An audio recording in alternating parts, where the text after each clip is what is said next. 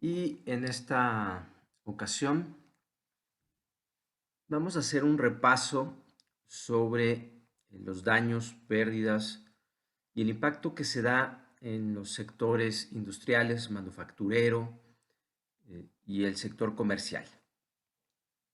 Entonces, para esto simplemente también es importante recordar nuestra idea de la complejidad.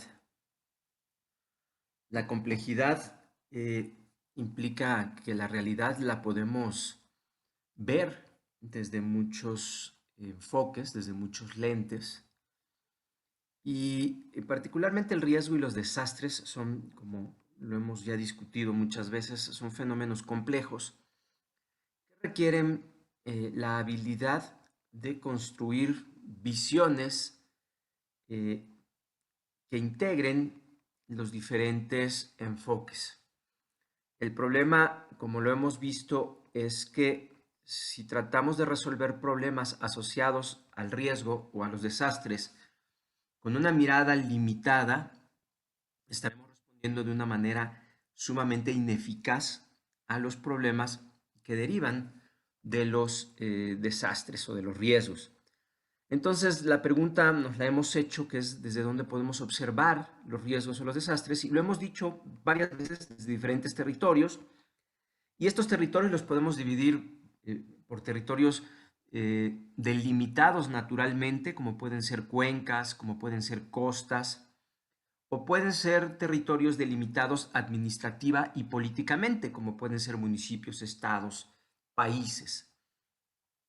El asunto es que lo podemos ver desde los diferentes territorios. También lo podemos mirar desde los diferentes sectores.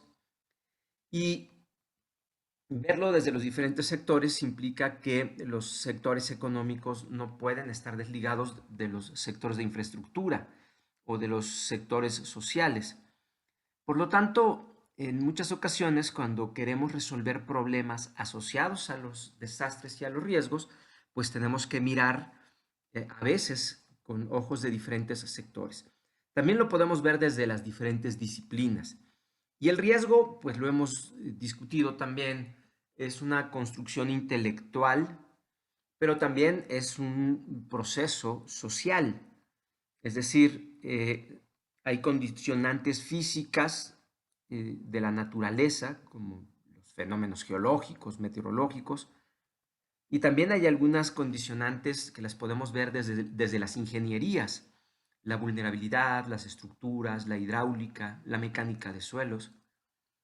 O podemos revisarlo también desde las perspectivas sociales, desde la antropología, desde la sociología, o podemos incluso checarlo desde las ciencias mentales, la psicología particularmente. Entonces, una persona que quiera intervenir correctamente en la gestión de riesgos, de entrada tiene que tener mucha cultura. Debemos aprender eh, mucho de diferentes disciplinas. Y aquí una frase que decía un amigo mío: en nuestra materia es mejor saber 1% más en 100 cosas distintas que saber 100% más en una sola cosa. Es decir, tenemos que saber 1% más en 100 cosas distintas. ¿Para qué? Para que podamos comunicarnos correctamente con las diferentes disciplinas. No porque vamos a ser expertos en todo, sino porque tenemos que conocer lo básico que implica o que incumbe a nuestra responsabilidad, que es la reducción de los riesgos y el estudio de los riesgos y de los desastres. Y por lo tanto tenemos que saber un poco de todo, pero tenemos que tenerlo muy bien enfocado. Porque si yo les doy a ustedes geología física desde un enfoque minero o desde un enfoque nada más descriptivo, pues no les va a servir de nada a menos que vea yo la geología desde las amenazas geológicas. Entonces, cada una o las disciplinas, no sé, psicológicas, igual, tienen un pedacito que es el que hace clic, que embona correctamente con la gestión de los riesgos. Por lo tanto, nuestro trabajo es muy interdisciplinar, tenemos que aprender diferentes lenguajes de diferentes disciplinas y tenemos que saber llamar a los especialistas y pedirles exactamente lo que necesitamos de cada uno de ellos, porque la mayoría de estas disciplinas no saben trabajar juntas para, de algún modo, abordar la complejidad, lo decíamos también en la sesión pasada, eh, lo explica muy bien Luhmann, Niklas Luhmann, nos dice que esa complejidad la dividimos en pedacitos, en subsistemas, ¿no? Y estos subsistemas delimitan partes de la realidad por territorios, por sectores, o incluso lo podemos ver desde los diferentes grupos afectados por el riesgo o afectados por los daños y las pérdidas y los costos adicionales. Entonces, parte de nuestro trabajo es tratar de mirarlo desde estos diferentes lentes, pero al mismo tiempo con el propósito de identificar los problemas, problematizar el riesgo o el desastre. Y una vez que encontramos un problema, formar un clúster también transversal a territorios, a sectores, a disciplinas o a grupos de personas afectadas. Todo depende de si son o no útiles para la tarea. Si la tarea les es afín, entonces son parte de ese grupo que va a resolver un problema en particular. Y ese es la receta secreta, por lo menos la que yo he utilizado por muchos años y en verdad me ha funcionado.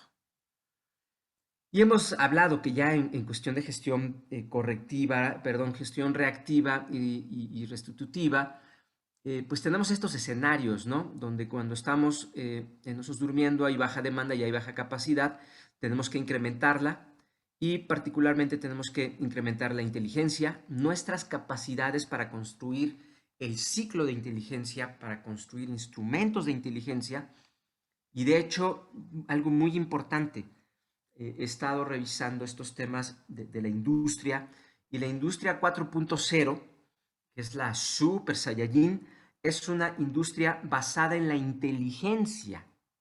Entonces, en la medida en la que a ustedes les quede muy claro el ciclo de la inteligencia, a hacerse preguntas de qué necesito saber y a construir los instrumentos para buscar esa información y construir el análisis que necesitan, entonces pues van a ser gestores de riesgo muy inteligentes, riesgo inteligentes.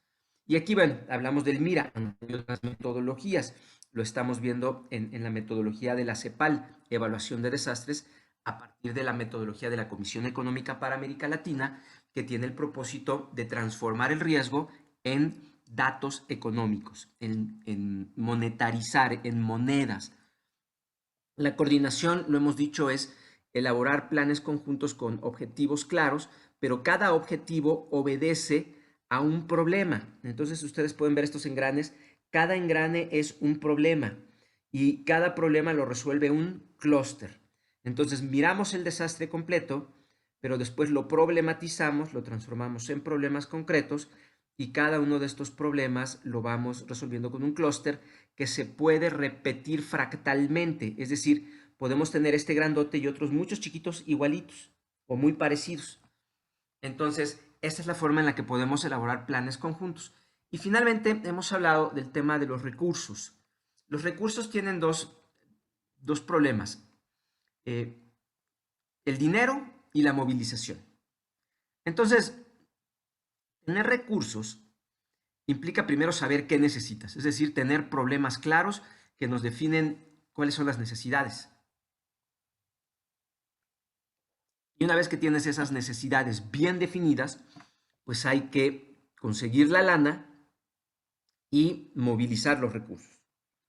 Entonces, esta materia pues tiene que ver con instrumentos financieros, que es lo que vamos a ver más adelante en nuestras últimas sesiones, que va a hacer clic con ustedes después de entender claramente toda la parte compleja de la inteligencia, de la coordinación y de los recursos. Entonces vamos a pensar no todavía en el tema del dinero. De hecho, lo hemos visto, hemos ido avanzando poco a poco. En la sesión que tuvimos hace rato, los que estuvieron en la otra materia, pues hablábamos de cómo Cáritas, a través de sus redes sociales, consiguió dinero para restaurar los medios de vida de personas que sufrieron en un tsunami. Entonces, ¿cómo consigo el dinero? Es una parte muy interesante, pero antes de conseguirlo necesito comprender el desastre, problematizar el desastre, generar los clústeres y generar los planes. Y decíamos que decía la Madre Teresa de Calcuta, si el problema es el dinero, no te preocupes, no hay. Pero también agregaba, pero si tu plan es correcto, y ella le agregaba, y si Dios lo bendice, entonces el dinero va a llegar solito. Y aquí es, si el plan es correcto y tú tienes la habilidad de tocar las puertas necesarias, el dinero va a llegar. Va a llegar ya sea por un alemán católico que deposite o por un judío que desde Israel te mande el dinero, o va a llegar desde un norteamericano, o va a llegar por tu vecino o por tu familia o por tu gobierno o por el gobierno de junto o porque cobres un seguro o porque utilices tus ahorros. Entonces, todo eso implica, primero, entender la complejidad del desastre y segundo, una vez que ustedes se enfrenten, porque es muy probable, y de una vez se los digo, hasta que lleguen a ser los coordinadores nacionales de protección civil, que yo espero que alguno de ustedes lo va a hacer y me va a invitar el día de su toma de protesta, habitualmente nos toca un pedacito. Pero el hecho de que nos toque el pedacito de responsabilidad, ya sea en un territorio, cuando sean directores municipales o estatales, en un sector, cuando sean directores en Conagua o en Comisión Federal, o en una disciplina, cuando decidan estudiar algún doctorado, algún posgrado o dedicarse a la investigación, pero van a ser a partir de una disciplina, con un enfoque disciplinar, o cuando trabajen con grupos sociales específicos. Entonces, a ustedes les va a tocar esa parte. Entonces, cuando lo resuelvan, tienen que entender que lo primero que hace falta es inteligencia, después hay que problematizar, para que una vez que problematices con un clúster, decidas qué se necesita, y una vez que sabes qué necesitas, vas a poder encontrar los diferentes esquemas de financiamiento. Espérenme un segundito.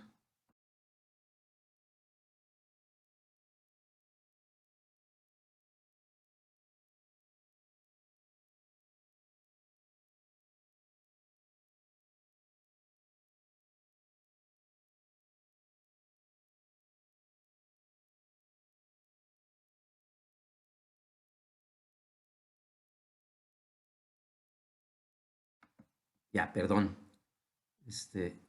Cuando me hablan mi familia, contesto inmediatamente, no va a ser algo urgente. Entonces, finalmente, los recursos, les decía, van a llegar, los recursos económicos van a llegar de algún lado, que tendremos que ideárnosla desde antes o en el momento. Y la otra, pues, tiene que ver también con la movilización. Una cosa es tener dinero y otra cosa es que te llegue lo que necesitas y en el lugar que lo necesitas. Y para eso, quiero compartirles también que nos vamos a centrar ahorita en el tema de los recursos, pero ¿por qué me centro en el tema de los recursos? Porque hemos estado estudiando los sistemas de mercado. Entonces, para hablar de la complejidad de este tema, quiero enfocarlo desde la movilización primero, porque hemos dicho que lo ideal es comprar las cosas en el mercado local. ¿Y el mercado local qué va a ser? Pues la manufactura o el comercio local. Entonces vamos a verlo como una fuente de recursos, pero también vamos a verlo como un sistema que sufrió daños y pérdidas, ¿no? Entonces, como verán, podemos verlo desde los diferentes ángulos. Y la otra es que si tú tienes un sistema de manufactura y lo reactivas, entonces ese sistema va a recuperar la región y además te va a servir como un proveedor y va a reducir tu logística. Pero para eso tiene que funcionar la electricidad y para eso tiene que funcionar las carreteras. Entonces, cuando vas a resolver un problema en particular, tu equipo tiene que ver todos esos aspectos. Y vamos a ver un poquito, me parece que les mandé un video de un cuate, era dominicano, sí, se los mandé, que les dije que si hablaban reggaetón, entonces le iban a entender por qué él habla dominicano. Vamos a ver algo más mexicano y más cercano.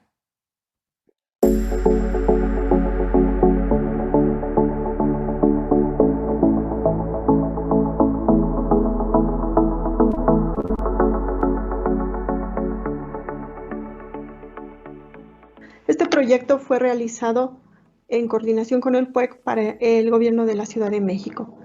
El contenido de la presentación es en estos 4 puntos: el objetivo del proyecto, la logística de desastres, después las principales problemáticas detectadas en la respuesta inmediata al sismo del 2017 en la Ciudad de México, Posteriormente, recomendaciones para políticas públicas sobre atención inmediata al desastre.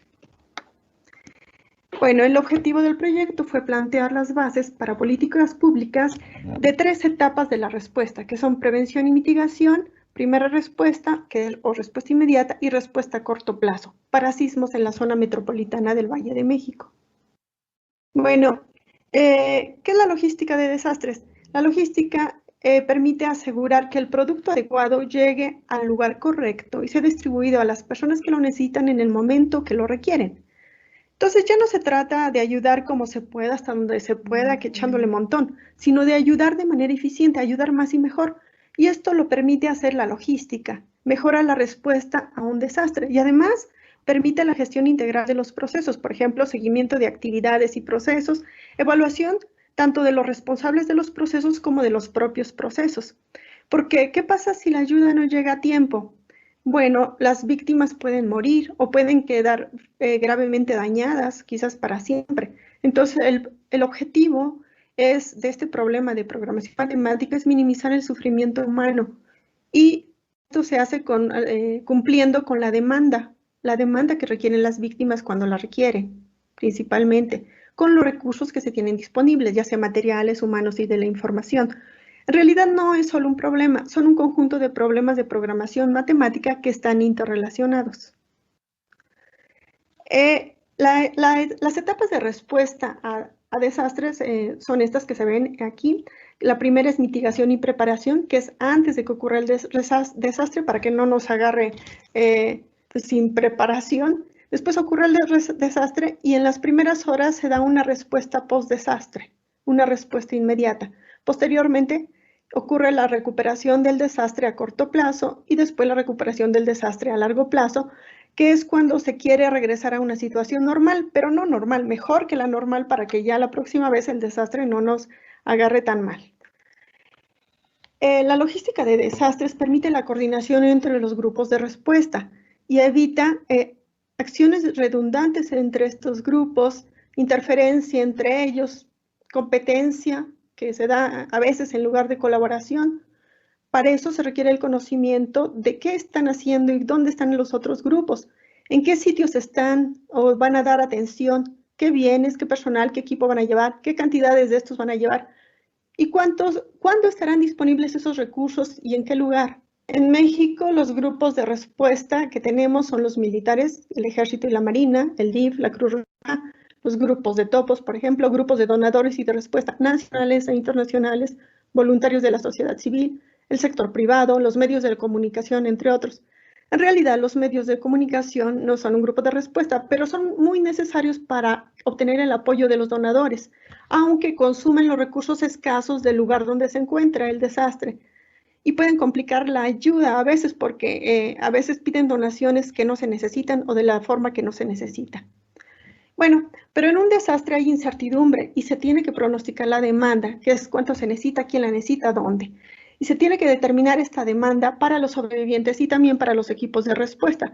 Es, por ejemplo, para los equipos de búsqueda y rescate, que también van a necesitar comer y tener bienes o ayuda, para los equipos médicos, para los equipos de transporte, entre otros.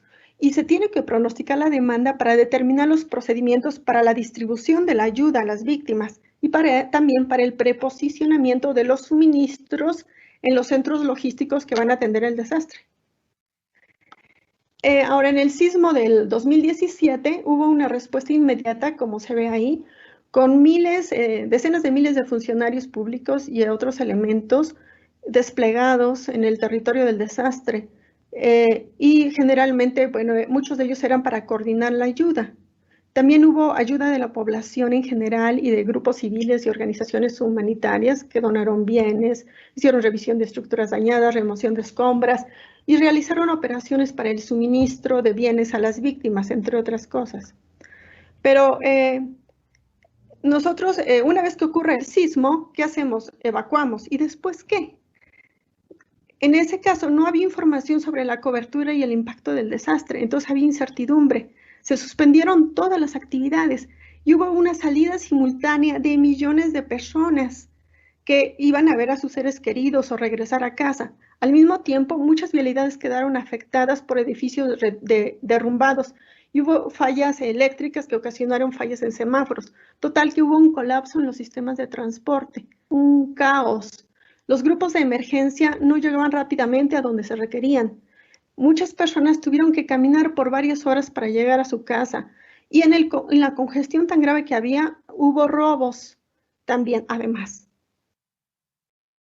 Además, bueno, teníamos a los medios de comunicación y a las redes sociales, pues de buena fe estaban dando información sobre lo que se necesitaba. Hacían solicitudes tanto de material como de personal, pero sin dar especificaciones ni cantidades.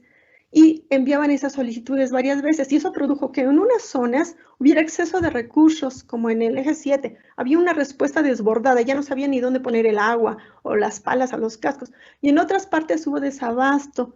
Y además en otras partes hubo compras de pánico y alza de precios. Hay muchos problemas, hubo muchos problemas porque había demasiadas fuentes de información, daban información incompleta, había rumores y había muchos distractores mediáticos que ocasionaban que la ayuda se fuera a los lugares donde no realmente se necesitaba. Afortunadamente hubo una gran cantidad de voluntarios y de donaciones de comida y otros materiales, pero también hubo falta de información sobre el destino de las donaciones, todavía robos de víveres y de dinero donado, robos a víctimas y voluntarios y falta de información sobre dónde quedaron las víctimas. Como decíamos antes, gran número de servidores públicos se fueron desplegados para coordinar la ayuda, pero muchos de ellos no tenían ni la menor idea de qué hacer. Así que, por ejemplo, en los centros de distribución para desastres del gobierno había un montón de donaciones inservibles y mezcladas. A mí me tocó destapar bolsas donde había estambre, donaron estambre para el sismo, para ayudar a las víctimas del sismo. Y bueno, también algunas donaciones se deterioraron porque las instalaciones no eran adecuadas.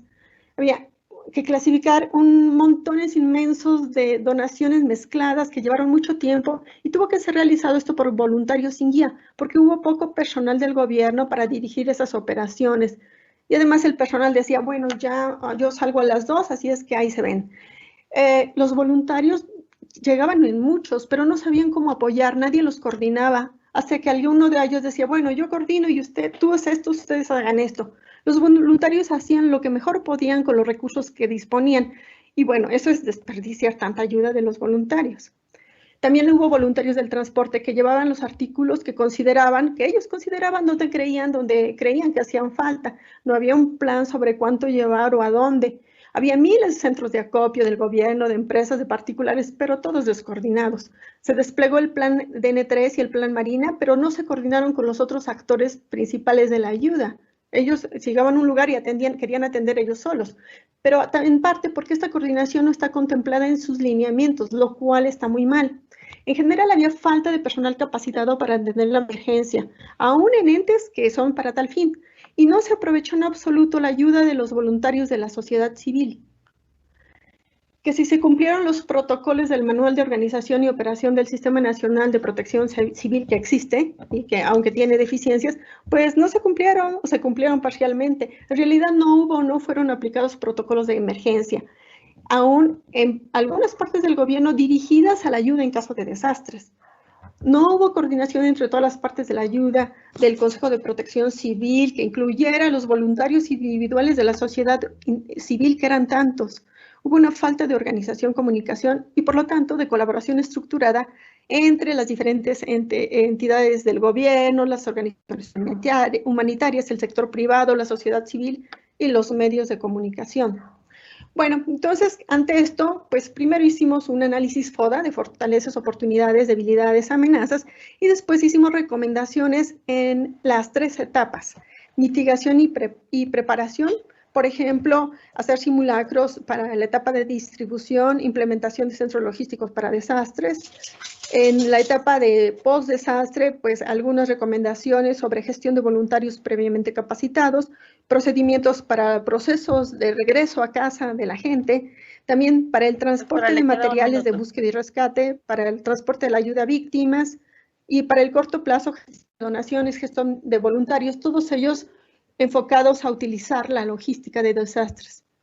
Y finalmente también se hicieron recomendaciones a largo plazo para reducir el impacto ya sea en la normatividad o en el mejoramiento de la coordinación metropolitana.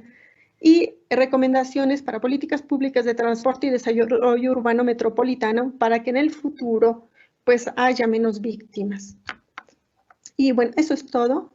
Les agradezco mucho y estoy disponible para preguntas. Gracias. Bueno, aquí vemos una falacia que tenemos los mexicanos, que es que tenemos que donar en especie. Es decir, nos gusta llevar las latas de atún y todo lo que se nos ocurra. Y en realidad, como vemos, el ciclo del programa humanitario comienza con una evaluación de necesidades. Tenemos que problematizar y definir necesidades y luego hay que hacer una planeación estratégica, es decir, cuál va a ser nuestra estrategia para generar el mayor beneficio y no generar perjuicios. Y después viene la movilización de recursos. Y luego vino la implementación, monitoreo y revisión. Entonces aquí el mexicano corre mucho, corre rápido, y yo creo que el gobierno le sigue dando por su lado. Yo les voy a decir qué hice yo, por ejemplo, en Iztapalapa. Mucha de la gente que llegaba y quería dejarnos cosas, mejor la mandaba a las colonias. Y transferí los pequeños centros de acopio, en vez de tener un gigantesco centro de acopio, transferí a la gente que quería ayudar, las mandaba directamente a las colonias, para que en las colonias ellos pudieran, junto con un representante de la alcaldía o de la delegación en aquel tiempo, coordinarse y ver las verdaderas necesidades directamente con la gente. Entonces, no tiene sentido generar un centro de concentración o de acopio cuando tienes a las víctimas o a las personas afectadas más bien a 2 kilómetros, a 1 kilómetro de distancia. Entonces, ¿qué sentido tiene hacer una transferencia donde te entregan las cosas, se vuelve un relajo y ya luego no tienes cómo hacerlas llegar al lugar donde de verdad hacen falta? Entonces, lo que se hizo fue transferir a la gente directamente. Había quienes decían, no, no, yo aquí te lo dejo y se iban, ¿no? Pero la realidad es que mucha gente, al llegar a las comunidades, entró en contacto con las verdaderas personas afectadas. En ese diálogo se enteraron de otras cosas que hacían falta y entonces el sistema funcionó, se autoorganizó sin necesidad de que nosotros interviniéramos, porque no tienes que meterte necesariamente. Aquí en el video la doctora dice, es que había muy poca gente del gobierno y la realidad es que así debería de ser. Es decir, cuando el desastre es local, no necesitas que se meta la gente del gobierno. Más bien lo que necesitas es que los que están dispuestos a ayudar conozcan a los que necesitan la ayuda y que ellos se pongan de acuerdo y de acuerdo a lo que le hace falta a la gente, pues lleven las cosas, ¿no? Entonces, eso es muy importante. Pero también habla de la inteligencia, le llama a ella incertidumbre. Y nosotros hemos dicho que entre lo que sé y lo que no sé está la incertidumbre. Y hace 3 preguntas muy sensatas. La primera es, ¿qué se necesita? ¿Cuáles son las necesidades? Por eso hasta arriba dice evaluación de necesidades. ¿Qué se necesita? La evaluación de necesidades nos va a decir qué se necesita, quién lo necesita y dónde lo necesita. Entonces, cada clúster debe de definir claramente qué se necesita, quién lo necesita, dónde lo necesita, dependiendo de la actividad que vaya a realizar. Y para eso es la planificación. Una vez que sé esto, pues veo a quién se lo voy a pedir, cómo lo voy a pedir, cómo va a llegar, y cómo lo voy a distribuir, si lo voy a dar en efectivo, si lo voy a comprar local, si lo voy a comprar en la colonia, qué sentido tiene que yo atraviese toda la ciudad, o todo el país con una lata de atún que puedo comprar en la tiendita de la esquina y reactivar la economía en la zona. No, no lo sé. Y me ahorro todo el costo de trasladarlo, ¿no? O darle el dinero directamente, si ya conocí yo a la familia y la quiero ayudar, pues mejor busco a esa familia y le pregunto. Entonces, hemos visto ahorita el tema de movilización de recursos y antes de hacer todo este relajo de mover y de transferir, lo ideal para evitar todo este cotorreo es llegar al sitio, llegar con una bolsita de dinero que juntaste entre tus amigos, ver si lo puedes comprar en el mismo lugar y si lo puedes comprar en el mismo lugar, y le puedes preguntar a la gente o le das el dinero y ves que funciona el mercado, mejor se lo das. Y entonces haces que los sistemas logísticos preexistentes funcionen, siempre y cuando funcionen. Y haces que la gente pueda comprar lo que de verdad necesita, en vez de todo lo que vimos, que siguen insistiendo en esta idea de que hay que entregar las cosas en especie o que hay que traerlas de otros lados, juntarlas, amontonarlas, separarlas, tener un titipuchal de gente cuando eso es muy poco práctico.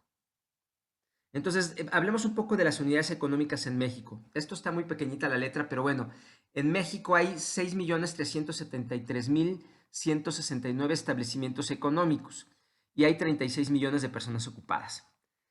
En 2019, porque estos son datos del 2019, aquí ya le faltaría 1 millón, porque según se ha dicho, por la pandemia se perdió 1 millón de establecimientos económicos, ¿no?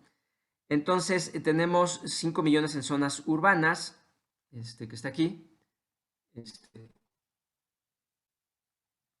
5 millones en zonas urbanas, 1 millón en zonas rurales, y aquí, bueno, las personas que están ocupadas. Ahora, la actividad privada y paraestatal, los establecimientos privados o empresas públicas también, pues hay 4.800.000. Los servicios públicos, los del gobierno, son 200.000 más o menos establecimientos, y asociaciones religiosas 86.000. Y luego, en cuanto al sector privado, el sector privado, las empresas públicas también como Pemex y todo lo que tiene que ver con las empresas, hay 500.000 de manufacturas. Ahorita vamos a ver qué es esto de manufacturas. Y hay 2.248.000 establecimientos de comercio al mayoreo y comercio al menudeo. Y bueno, servicios privados, no financieros. Aquí esto ya tiene que ver con los servicios, que puede estar el turismo, o el que te corta el cabello, o el mecánico, ¿no? Y otras actividades, ¿no? Entonces, como vemos, gran parte de nuestras actividades económicas está en el comercio, y las manufacturas, pues, representan un poco más de 500.000 de actividades manufactureras, y de servicios, pues también tenemos mucho, ¿no? Entonces, vivimos del comercio y de los servicios en este país. Ahora, podemos checar también que esto ha venido creciendo hasta el año 2019, en 10 años, y bueno, aquí tenemos el sector privado y paraestatal, es decir, la manufactura y el comercio. Aquí vemos que crece, y vemos que es el que más está creciendo. En el trabajo en zonas rurales, pues vemos que pues ha crecido un poquito. Los servicios públicos y religiosos pues siguen siendo más o menos lo mismo. Y bueno, esto es lo nuevo, ¿no? Lo que hubo en cada año, que tanto ha crecido, y vemos que 2019 crecimos menos. Aquí veníamos creciendo como un tamaño más o menos parejo, y aquí crecimos menos antes de la pandemia, para que no digan que fue culpa de la pandemia. Antes de la pandemia ya veníamos creciendo menos, ¿no? Ahora, ¿dónde hay más unidades económicas? En el Estado de México, le sigue la Ciudad de México, Veracruz, y así sucesivamente. Entonces es importante saber dónde hay más unidades económicas, dónde hay más establecimientos, ¿no? Ahora, algo muy interesante aquí es de todas estas unidades económicas, ¿cuáles de estas, estos son establecimientos, unidades económicas, cuáles de ellas representan, por ejemplo, el mayor número de unidades? Y aquí tenemos que el comercio, al por menor, y los servicios, ¿no? Y luego la industrias y las actividades manufactureras, y el comercio al por mayor, ¿no? Ahora, ¿cuál representa más dinero? ¿Cuál tiene más y cuál produce más dinero? Y aquí algo muy curioso, son las industrias manufactureras, es decir, manufacturar algo. Y manufactura, ahorita les voy a mostrar qué es manufactura, pero una tortillería es manufactura. Una panadería grande, chica, lo platicamos hace rato, una señora que hace unos cuantos postres está haciendo manufactura, o está cocinando pasteles, igual que una persona que hornea pasteles como Bimbo, ¿no? O una empresa. Entonces, todo eso es parte de la manufactura, ¿no? Lo otro son servicios, y el comercio es compro un producto y lo vendo, pero no le doy mayor valor agregado. Ahora, ¿cuántas unidades económicas tenemos? Vemos que han venido creciendo hasta el año 2018 de los servicios que no tienen que ver con, esto aquí también, algo importante, son aquellas que no tienen que ver con el gobierno, ¿no? Algo importante, vean la pesca y la acuicultura, perdón, y Y bueno, la minería y la electricidad, vemos cómo hay actividades que representan un porcentaje muy pequeñito, ¿no?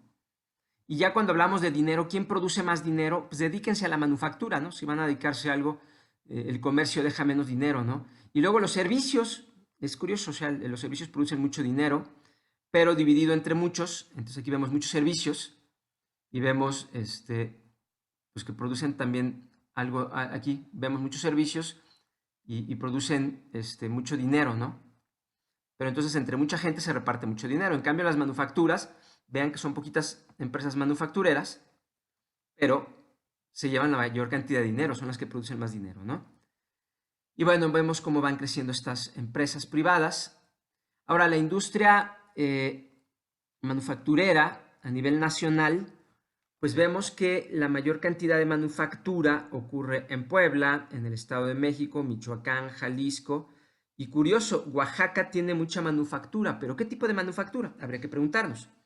Y ahora vemos a ver el comercio al por mayor, pues se da prácticamente en Jalisco y por acá, y algo se da en Nuevo León, en Veracruz y en Puebla, ¿no? Y el comercio al por menor, pues aquí vemos una distribución a lo mejor un poquito más amplia, en Veracruz, en Puebla, Ciudad de México, Estado de México y Jalisco. Ahora, ¿qué es una manufactura? Los automóviles, los muebles, los aparatos electrónicos, los útiles escolares, la leche envasada, todo eso tiene que ver con manufactura. Todos esos productos y muchos más se utilizan o consumen diariamente, que consumes, se elaboran en la industria manufacturera. La industria manufacturera es la actividad económica por medio de la cual se transforman las materias primas en bienes y artículos. Un ejemplo lo vemos acá abajo, la leche envasada. O sea, una cosa es extraer la leche, la procesas, la pasteurizas, la metes en paquetitos o en tetrapacks y luego la envías. Entonces, eso es la transformación. Transformas un producto. Y aquí tenemos otro caso, ¿no? Por ejemplo, el azúcar, ¿no? Primero tienes caña de azúcar, eso es materia prima, los sectores primarios la producen, y luego la caña de azúcar se extrae, se evapora, se concentra, y al último tienes azúcar, ¿no? Entonces, la transformación de las materias primas se puede realizar manualmente en hogares, en pequeños talleres, en fábricas o en grandes industrias, ¿no? Entonces, hay manufactura pequeñita, familiar o la gran manufactura. Y tenemos, por ejemplo, también el papel, ¿no? El papel, pues necesitas madera, la madera la procesas para extraer la celulosa, que es la extraes de la materia prima, de los árboles, pues de los troncos, y hay varias técnicas para extraer la celulosa. Y bueno, utilizas pinos, abetos, eucaliptos, y al último tienes el papel. También puedes ver tú, por ejemplo, la tela, ¿no? Tienes algodón, el algodón lo produces, es una materia prima, el algodón se estira, se limpia, se le quita todo, se estira, se tuerce, formas hilo y luego ya tienes esos hilos, los tejes y tienes telas o hilos. Lo mismo pasa con el pan, ¿no? El pan tienes harina de trigo, bueno, además de la harina necesitas leche, azúcar. Este es un poco más complejo, si se dan cuenta ya no es un producto manufacturado directo, sino que pues es un poco más complejo y pues requiere, y todos ustedes pues me imagino han visto cómo se hace un pan, ¿no? El caso de los zapatos, ¿no? Pues necesitas piel cuando eres fresa y utilizas zapatos de piel o tenis de piel, entonces necesitas, además de la piel de la vaca, necesitas otros 60 materiales. Entonces juntas todos los materiales y produces el zapato, ¿no? Ahora, en cuanto al comercio, el comercio hemos dicho que es el comercio al por mayor y al por menor, y vemos aquí que ambos cayeron, ¿no? O sea, aquí es en variación porcentual, cómo ha venido y creció hasta el año, fíjense aquí, 2018, como que se estabiliza y antes de la pandemia, ¡pum!, cae el comercio al por mayor y el comercio al por menor y empieza a caer, a caer, a caer, a caer, hasta que de repente, pues aparece la pandemia. Entonces, estos compas no saben gobernar, por lo menos los temas económicos lo vemos claramente. Y bueno, ya después vino la pandemia, aquí empieza la pandemia y pues hubo una caída, veníamos mal y nos fue peor, ¿no? Entonces, estos son los datos que nos hacen ver cuando se está trabajando bien o mal en la economía, ¿no? Vamos a ver un video más. pero te dices, ¿y cómo previenes o cómo manejas la prevención en el comercio? ¿No? El punto es, ¿no? Aquí cuando dicen el punto es, pues a través de la planeación.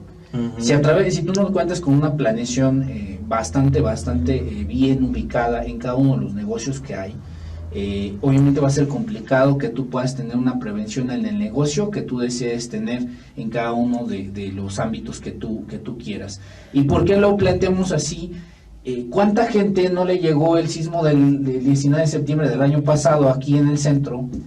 ¿Y qué tal si tú tenías tu negocio de tortas, de jugos, ¿no? ¿Y qué pasó si tú no tenías un plan? ¿O qué pasó si tú tenías toda tu inversión metida en ese negocio? Y de la noche a la mañana hay un sismo que te quita todo lo de los alrededores, de los que te compraban, y no vas a poder soportar una crisis de ese tipo. Y no contabas con un plan de contingencia. Exactamente, ¿no? ¿Por qué? Porque no tampoco tuvimos la prevención del ahorro, porque no ahorramos, porque no tuvimos un ahorro que nos dijera, no importa, tengo un colchón en el banco que me va a asegurar que si entro en una crisis voy a tener cómo pagarle a mis empleados. Fíjate, ahí sacó otro tema, Iván, que ya hemos platicado en el programa, la prevención financiera, ¿no? También, que no va tenemos. De la mano, sí. Va de la mano, porque yo te puedo decir, y yo creo, y se lo comenté a Javier también. Vamos rápidamente un ejemplo. ¿Qué pasó con el hospital de San Alejandro? Bueno. Lo tuvieron que cambiar, Sí. Que se habló de que lo van a demoler y que lo van a todos poner amontonados en la Margarita. Si tú te ibas a San Alejandro desde las 5 o 6 de la mañana hasta las 2, 3, es prácticamente 24 horas, todos los restaurantes, el de los hot dogs, el de las gelatinas, el mismo Rufa, el Oxxo. ¿no? El Oxxo. Haciendo ahí la comercial, sí, haciendo comercial, sí, claro. Sí, el señor de los tamales, el señor de los tacos, el señor de las memelas. Tu cafecito de la esquina cambiaste el hospital de zona y le diste en la torre al comercio. Dos cosas, Iván. Los sectorizas, el comercio informal y el formal se fregó en este caso. Sí. Por derivado de dos cosas, de la negligencia de no prevenir ni darle mantenimiento adecuado a sus instalaciones, ¿cierto?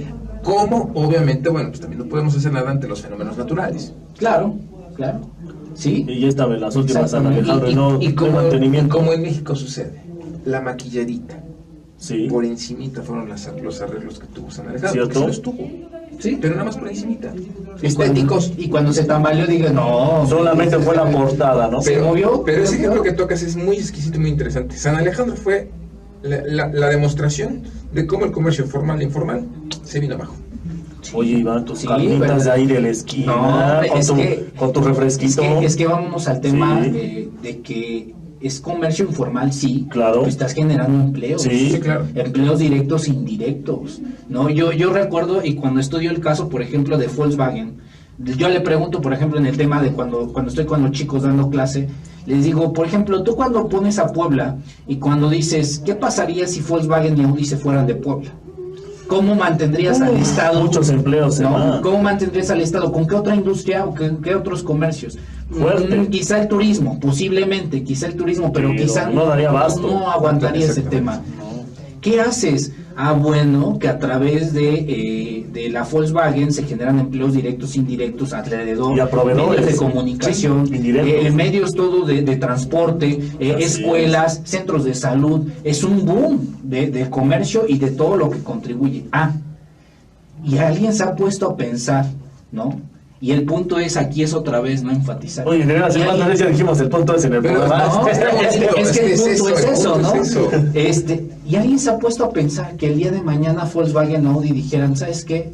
Me quiero ir, ¿qué vamos a hacer? Ahí no nos espantes, yo creo que Audi tenemos que, no recuerdo bien si fue un año y medio que lleva en Puebla, ¿no? Sí, es muy reciente, Volkswagen, el tema de Volkswagen sería... Lleva años. Que desde los 60 está aquí en Puebla. Literal, yo creo que las autoridades, el gobierno poblano, se bajarían los pantalones con tal de que no se fuera Volkswagen. Imagínense, pero hemos pensado en esa prevención de decir, ¿qué va a pasar? Nos hemos puesto a pensar en desarrollar otra industria que sea capaz de sostener el empleo. No, y se nos van estos poblanos alemanes, ya tienes poblanos rubios. Y fíjate con lo que acabas de tocar, juntándolo con el sector inmobiliario, quiso despertar entre los propietarios, entre la gente que nos dedicamos a esto, el tema de que llegara la gente de Audi, ejecutivos y trabajadores de niveles medios altos, a rentar vivienda.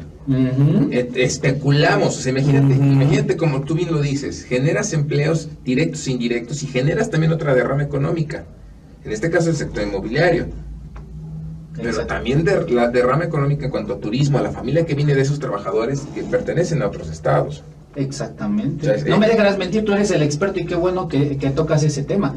¿Cuánta gente incluso de otros países no se ha venido a vivir a México y busca un departamento, busca una casa, de otros estados que vienen a estudiar? Hoy en día el 80%, 85% que estudian en la UAP son fuera de otros estados. Y lo platicábamos Ricardo y yo en el programa, y han sido programas.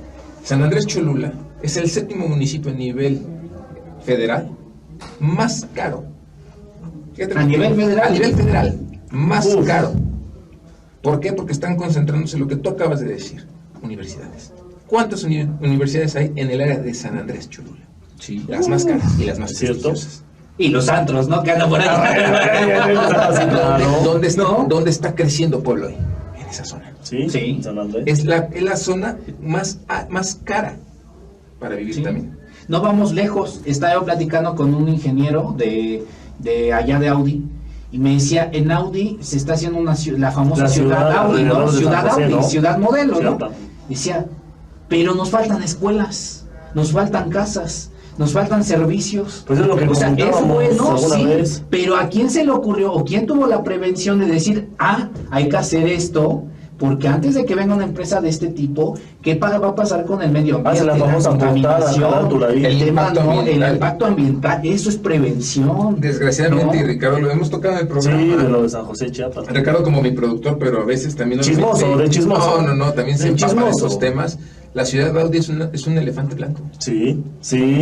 Como lo fue en su momento la célula. Así es. La célula, ¿no? Que era el gran proyecto de aquel gobernador. Fue un elefante blanco hasta ahorita. ¿No? Que vino una industria militar que plantea, ¿no? A lo mejor querer hacer algo, pero eso es un tema interesante. Yo creo, y lo importante aquí es en Puebla no nos hemos preocupado o no hemos tenido la prevención, de generar una industria o otros sectores que se desarrollen y potencialicen, porque a mí lo que me llama la atención es que en Puebla estamos hablando que manejando algunos datos de algunas estadísticas que manejan libros y periódicos, estamos hablando que en Puebla hay de un 95 a un 98% de micro, pequeños y medianos empresarios. Ok, entonces vemos aquí cómo algunas actividades, la automotriz puede generar alrededor de ella otras pequeñas empresas que le abastecen productos o servicios. Pero también podemos ver cómo alrededor, por ejemplo, de un hospital se genera comercio y que si reubican un hospital después de un sismo, afectan a todo este comercio. Y cómo en algunas ocasiones ciudades completas pueden depender de una sola actividad productiva, no están diversificadas, y por lo tanto pueden tener un gran impacto. Pero no solamente podemos hablar de eso, tenemos que hablar de las microempresas que tienen menos de 5 trabajadores y que también hacen manufactura. Y ya platicamos de la tortillería, el Granero de Oro en Tabasco, y acá vemos otra en Oaxaca. Y es importante intentar captar ese segmento debido a que dichas entidades no están aseguradas, habitualmente no tienen seguro, y que pues tampoco tienen acceso a financiamiento fácilmente. En los medios de vida, ya lo hemos platicado también, el medio de vida incluye capital humano, capital físico, capital ambiental, capital financiero, y bueno, entonces aquí vemos que ellos tienen poco acceso al capital financiero, ¿no? Veamos otro video más. Pero nada para parar ese de la esquina para sacar bien, no saca. Callate, bruto, que estoy filmando. Ya no lo puedo. ¿No se lo llevará Mazzoni? ¿Sabes qué favor nos devuelve? Lo chupa y lo escupe así.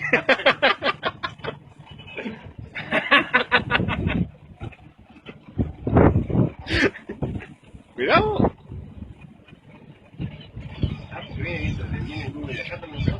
Claro, ¿qué es lo que estamos diciendo? Ahí viene lluvia. No sé si lluvia, pero yo le disparaba la mierda de acá. Por eso como queda de allá abajo. ¿Un tornado? ¿Eh? ¿Qué se forma un tornado? Mira eso, ¿cómo hace allá, viste? Se agarra para allá, me voy a... Allá está formando, ¿verdad? ¿Qué fue eso? La cebolla. Va a decirle que apague la máquina. Decirle que apague el chiste de... Está formando la cola, la cara. Voy a mirar de terminar.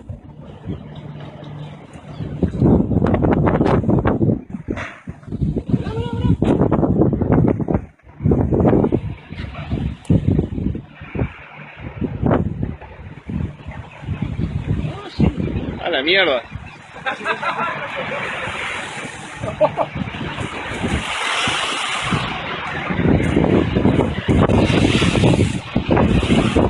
Creo que la casillita viene agarrado.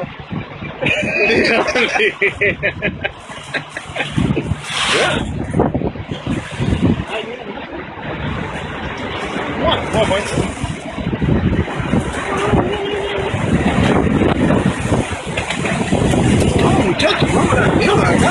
¿Dónde va?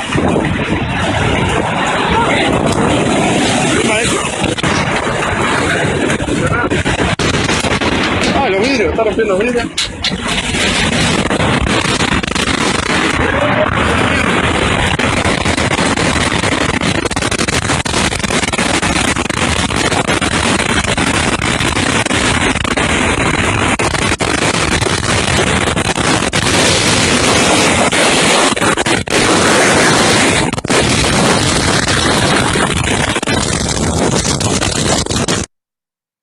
Bueno, parece que todo eran risas hasta que el tornado se deshizo de la empresa completa, ¿no?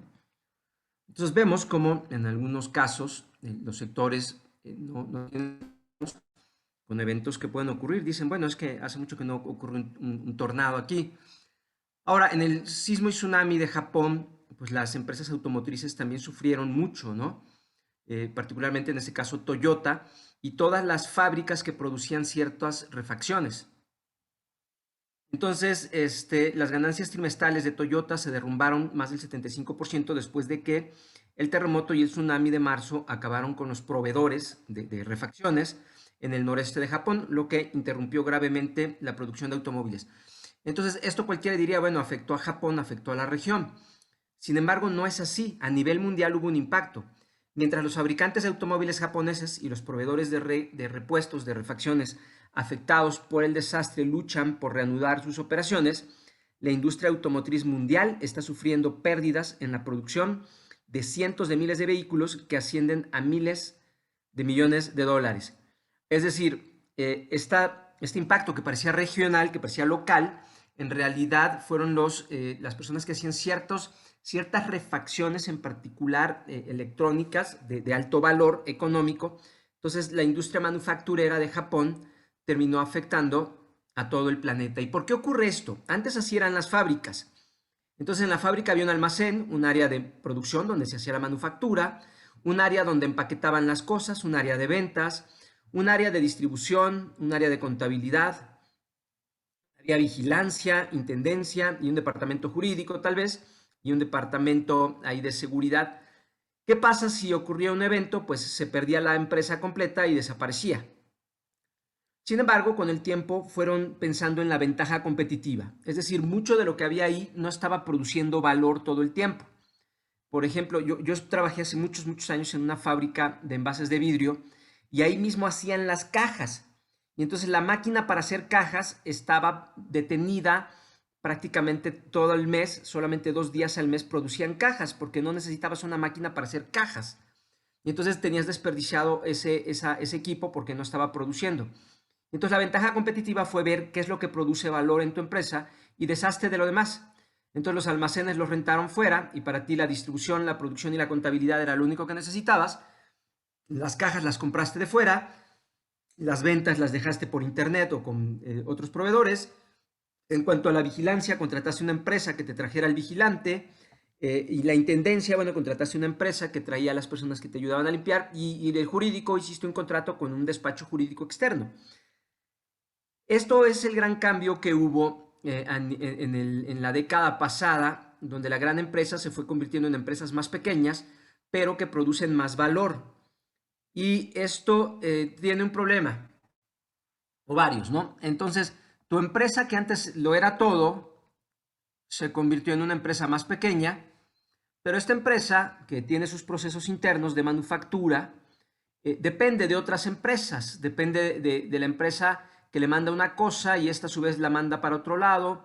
Entonces, la cadena de suministro, esto se llama la cadena de suministro. Lo que ocurrió en Japón es que la cadena de suministro automotriz, uno de estos proveedores, en Japón dejó de producir, o muchos de estos dejaron de producir en toda una región, y entonces muchas de estas empresas automotrices ya no pudieron recibir, y por lo tanto toda la cadena se detuvo.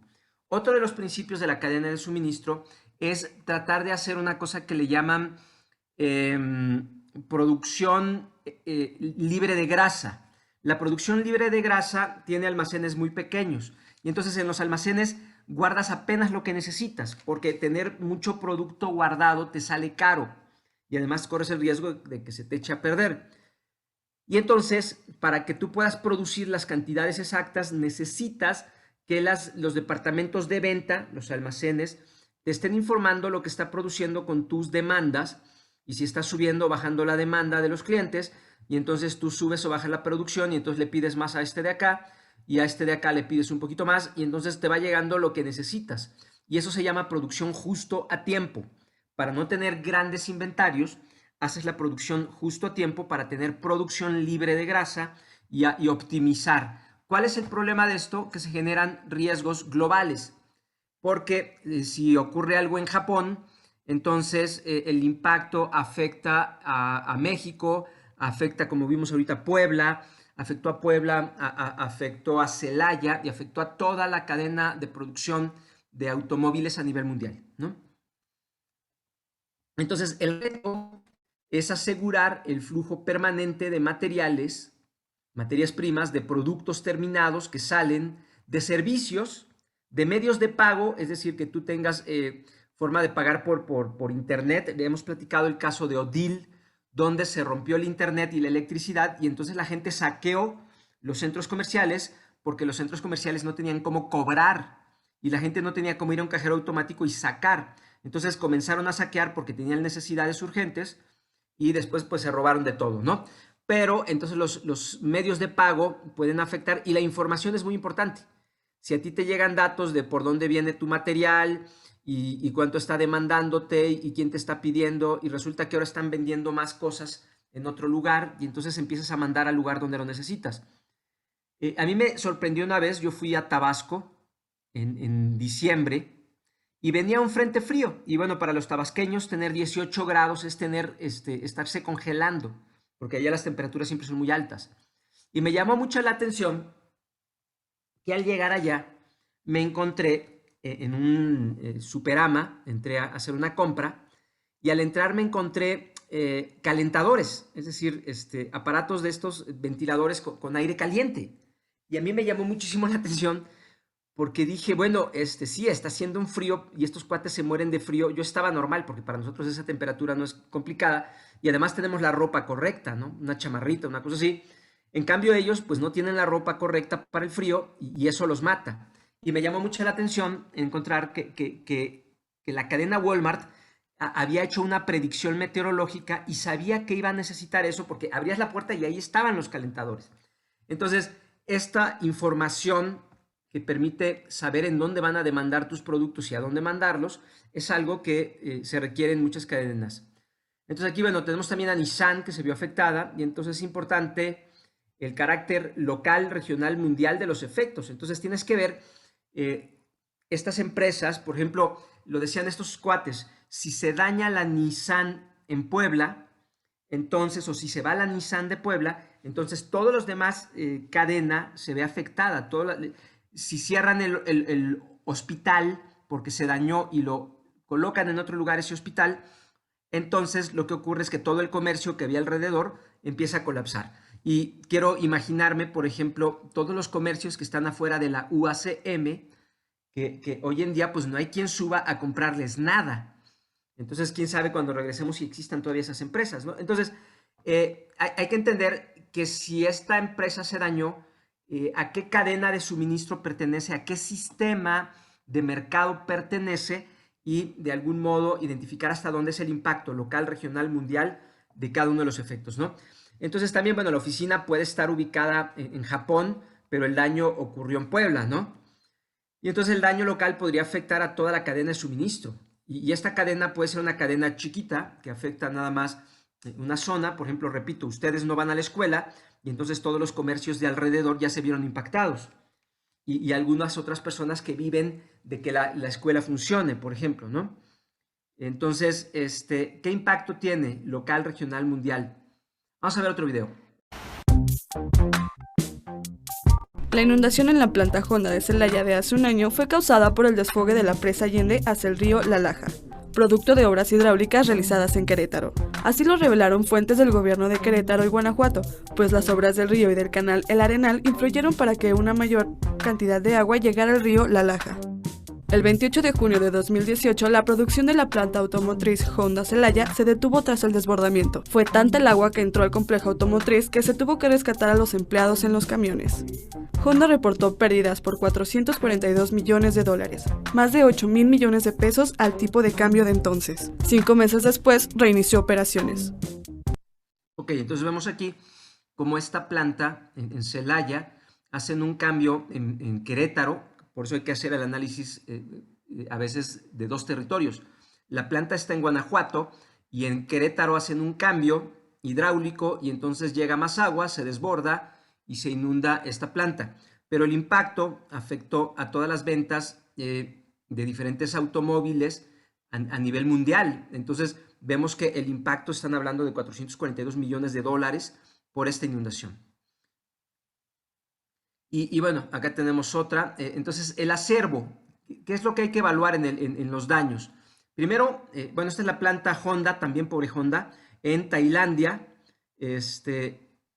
Tuvo esta inundación en Tailandia también. Entonces, el acervo, edificios, vemos que en algunos casos pueden dañar los edificios. También la maquinaria y equipo. Esto particularmente ocurre en las empresas de manufactura. Las de comercio, pues no vas a tener maquinaria y equipo, porque ahí solamente distribuyes o vendes los productos, ¿no? Pero siguen siendo parte de la misma cadena de suministro. Es decir, Honda, si no hay tiendas de Honda, pues no va a vender sus autos, ¿no? Las concesionarias. Entonces, una cosa es la manufactura y otra cosa son los concesionarios que venden.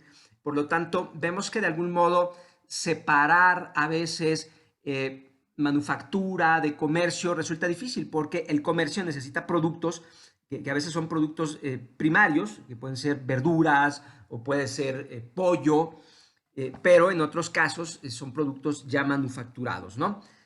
Se daña el mobiliario, bueno, por supuesto todos los materiales, en el caso de la manufactura, las materias primas, también bienes terminados y refacciones.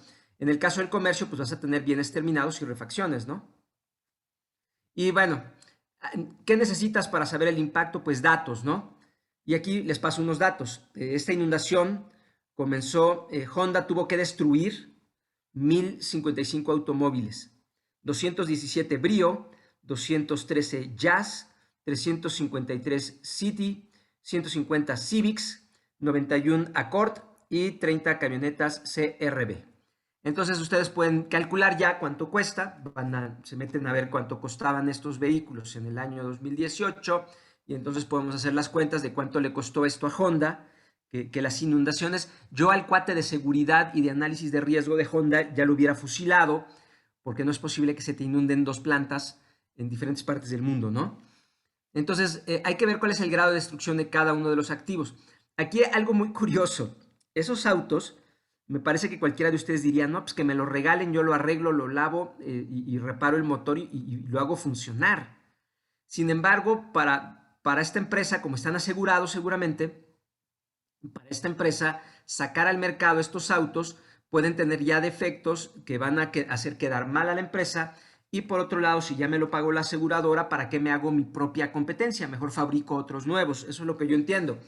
Entonces, bueno, para ellos fue daño total. Y el precio de reposición de dichos activos pues tiene que ser un auto nuevo porque lo consideraron daño total, ¿no? Aunque en mi barrio te aseguro que los echan a andar otra vez y los venden en el precio que tenía casi, ¿no? Pero bueno, Entonces, también tenemos que tener presente que es importante el panorama del número de establecimientos. Y para esto, en México hay herramientas. Vamos a ver rápidamente un video.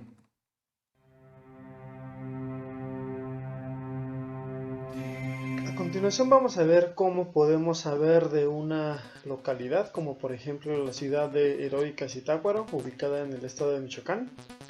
Ver todos los negocios que existen de cierta categoría. Estoy aquí en el buscador Google, me meto a INEGI, me meto aquí a la página principal de INEGI. Estando aquí en la página principal de INEGI, me voy aquí a esta opción que se llama DENUE. Una vez que mi página se cargó, me voy aquí a actividad económica, voy a seleccionar todas, aunque puedo ser muy específico de la actividad económica que estoy buscando. Regreso aquí con la flecha hacia arriba. Tamaño del establecimiento, de preferencia a todos, o puedo ser más específico en lo que estoy buscando. En área geográfica, dijimos que es para la ciudad de Zitácuaro, por lo tanto me voy aquí a Michoacán de Ocampo, le doy clic en más para desagregar. Estos son todos los municipios de Michoacán. Entonces aquí está Zitácuaro, pero Zitácuaro es un municipio, le doy clic aquí para desagregar. Y aquí están todas las localidades del municipio de Zitácuaro. Lo que yo estoy buscando es Heroica Zitácuaro. Heroica Zitácuaro es la ciudad, o la mancha urbana, o la cabecera municipal. Regreso aquí con la flecha. En variables adicionales no hay necesidad de que lo llene en este momento, aunque aquí puedo ingresar un nombre de negocio, la calle, colonia o su código postal. Aquí no hay necesidad. Aquí escribo pastelería. Le doy clic en consultar. Y lo que me va a hacer es que me va a encontrar todas las pastelerías ubicadas en la ciudad de Zitácuaro, Michoacán. O por lo menos todas las registradas ante el INEGI. Aquí me dice que hay 19 pastelerías. Voy a disminuir el zoom.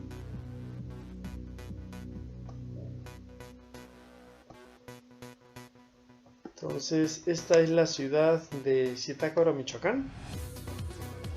Voy a posicionar de una mejor manera.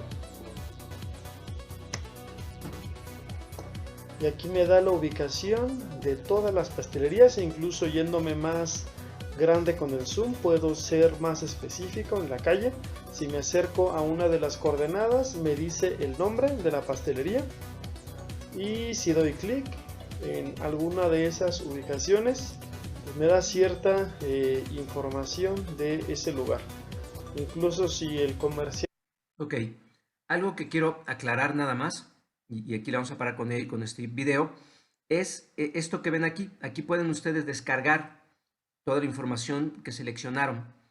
Entonces, si yo no pongo todos los demás campos, le digo nada más dame todas las unidades económicas, me va a dar la lista completa, la puedo descargar en Excel y puedo trabajar con ella, puedo ver cuáles son las empresas que tienen más empleados y puedo ver a qué rubro pertenecen, y puedo hacer un análisis de las diferentes cadenas de suministro locales, pero también de los sistemas de mercado.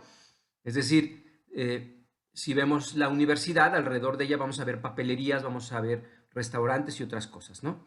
Entonces puedo hacer esa clase de análisis.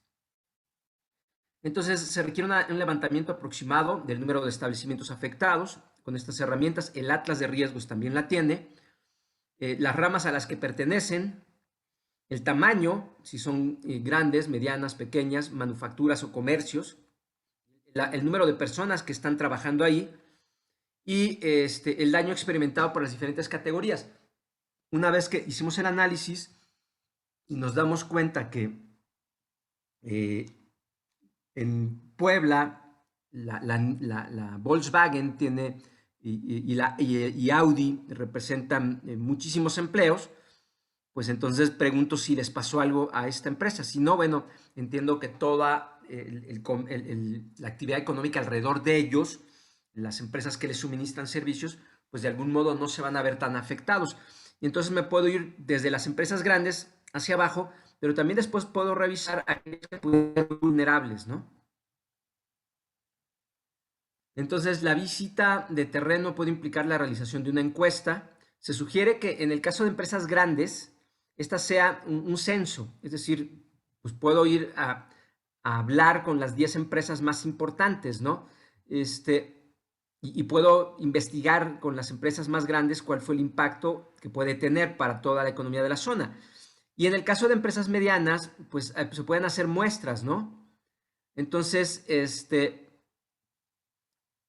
y bueno, para las chiquititas puedo hacer otros instrumentos, ¿no? Puedo usar encuestas, puedo hacer censos, puedo hacer entrevistas, muestreo. Para los edificios y las instalaciones, pues ya lo hemos visto, ¿no? ¿Cuál es el costo de reposición para algo similar?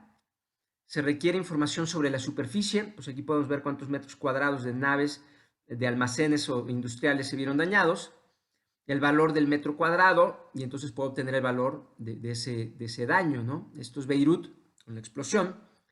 Entonces, los daños en maquinaria y equipo de las grandes empresas industriales podría estimarse de forma conjunta con los ejecutivos de las empresas. Entonces, si voy a necesitar los daños de las maquinarias, pueden ser muy especializados, entonces necesito hablar con ellos, ¿no? En cuanto a los daños sufridos por los establecimientos medianos y sobre todo los pequeños, podría suceder que debido a las múltiples ramas afectadas y a cierta falta de coherencia en los datos obtenidos de las encuestas, el cálculo de daños deba sustentarse en una mayor medida en parámetros de censos. Entonces tú puedes hacer una evaluación rápida con censos, pero al final de cuentas tendrás que hacer un levantamiento, un cálculo casi establecimiento por establecimiento, ¿no? Y esto es ir casa por casa. Por eso nos habla de obtener datos más profundos, ¿no? No solamente en los censos de población o los censos económicos, sino prácticamente ir inmueble por inmueble, ¿no? Como lo que vimos en Chile, ¿no? Esto que hizo buscó a una que hacía postres y a otro que era mecánico, y entonces, bueno, son diferentes las características del daño y se puede obtener una estimación. Bueno, este es otro caso, esto es en China, otra explosión. Y bueno, dice, hay que ver las existencias, ¿no? Pues aquí es fácil, contamos el número de carros. Se trata de uno de los rubros que más se ve perjudicado por los desastres, ya que debido a problemas de espacio, las instalaciones donde se almacenan muchas existencias pueden estar mal protegidas. Aquí vemos, estos carros están en el patio. En cambio, la maquinaria a lo mejor quedó dentro del edificio aquel, que se ve al fondo, y entonces tal vez sufrió menos daño el edificio, aunque se ve que pues, están dañadísimos, pero en algunos casos así ocurre. Entonces, depende del tipo de producto, ¿no? Del que estemos hablando, pero bueno, pueden estar guardados o no resguardados, ¿no? También el flujo de producción puede interrumpirse como consecuencia de la destrucción del acervo o de la infraestructura de transporte. Esto aplica para la producción, pero también para el comercio, ¿no? De la interrupción del suministro de electricidad, agua y otros servicios. Si yo quiero vender gasolina y no hay electricidad, la bomba no funciona. Si yo estoy en Odil, en Baja California, y quiero que mi empresa, el Walmart, siga funcionando, o este supermercado, y no tengo electricidad o no tengo servicios de internet, pues no voy a poder venderles. Entonces hay que cuantificar la producción que no se realiza, el lucro cesante, pero también, bueno, las ventas que no se hicieron, ¿no? Veamos un video más. La mayoría de los hornos quedaron destruidos. Es un trabajo de Jorge Morales. Sí, se desbarató los dos y pues pasé un mes sin trabajar hasta que ya le dije al señor pues si me hiciera favor de hacerme 2 hornos y se lo voy pagando así poco a poco. Bueno, dice, y así hasta que se logró trabajar, porque de aquí es que pues si mi esposo no hay trabajo, pues de aquí saco aunque sea para la comida. Doña Carmen Crispín decidió no esperar y con dinero prestado compró arena, tabiques y las ollas de barro para volver a construir sus hornos de totopos y ponerse a trabajar. Ya al amanecer es que vimos que ya se ha tirado todo. Ya cuando pasamos ahí en la mañana, pues, esa hora que vi que ya mis hornos estaban tirados aquí. Pues desde ese día ya no estamos trabajando, porque ese es lo que trabajamos. El sismo destruyó también los hornos para fabricar las ollas con las que se elaboran los hornos de totopo, como el de Rosa Vázquez, que desde hace más de 20 años se dedica a hacer totopos en la 9ª sección de Juchitán. Desde el primer que ya del día 7, que último 7 que he visto, 7 a 7 que he visto a las 3 de la tarde, luego la casa ya aquí, ni nada, ven aquí. Entonces, ahí la 24 que vi ya, su último, 23, perdón, 23 que vi ya, ahí la pues más de chicala, pues más que Bueno, y es otro tema que están viendo allá en Oaxaca, que es no solo la reconstrucción de las casas, sino también de las actividades económicas, como en este caso, la de la producción de totopos. Ok, entonces aquí vemos que la fuente de financiamiento para reparar los hornos para hacer totopos, esta señora en particular consiguió dinero, bueno, pidió prestado, también no había forma, la olla para los totopos, pues no existía la olla. Y bueno, hubo fundaciones que participaron después del sismo del 7 de septiembre del 2017 en Juchitán, pues tratando de recuperar esto que son los medios de vida de las mujeres, que de algún modo les permite pues vivir ellas y mantener estas condiciones de equidad también para ellas. Hay que estimar el número de meses en que la producción no se va a poder realizar. Hay que estimar el flujo que se va a dejar de producir y el valor bruto se obtiene multiplicando, bueno, ya sabemos, ¿no? Cuántos meses, cuánto se deja de producir a la semana, al día, al mes, multiplicado por el valor y podemos saber cuánto costó esto. Ahora, algo interesante aquí es que esto es manufactura, es decir, lo mismo Maseca o no sé, estas empresas que hacen tostadas, producen tostadas de manera gigantesca y las distribuyen, igual estas señoras hacen manufactura a una escala mucho más pequeña. Otro tema pues tiene que ver con costos adicionales. La destrucción de una vía de comunicación puede implicar mayores costos de transporte por cuanto supone la selección y el uso de rutas alternas más largas y de menor calidad, ¿no? Entonces, bueno, aquí lo vemos clarísimo. Este es un ejemplo donde mucha gente que tiene comercio o su actividad productiva pues va a tener que utilizar rutas más largas y de menor calidad tal vez, o transportes de menor calidad y más lentos, ¿no? Y varían de una rama industrial a otra y son mayores en aquellas en las que el transporte constituye un factor importante en los costos. Entonces, si los costos de lo que tú vendes en Tláhuac dependen de que pues tú pagabas 10 pesos en ir y venir y traer tu mercancía y ahora vas a tener que pagar más para ir y venir y traer esa misma mercancía porque no te dejan subir al camión con la misma mercancía que podías llevar antes en el metro y ahora tienes que pagar un taxi, eso incrementa tus costos, ¿no? Y esto puede ser en la industria o en el comercio, ¿no? La industria cementera pues mueve muchos camiones, entonces si el camión va a recorrer una ruta más grande, pues te va a salir más caro. En algunos casos, esto impacta, por supuesto, el empleo. Y, bueno, en Estados Unidos particularmente, y en este caso para Irma y María, en Puerto Rico, pues tienen este tipo de ayudas de emergencia para el empleo, ¿no? Entonces tú puedes pedir empleo temporal, que es parte de lo que existe aquí en México también, pero aquí es la ayuda por desempleo y aquí en México te dan ayuda para que trabajes, empleo temporal, ¿no? Y bueno, eso sería todo con respecto a estos dos temas. Y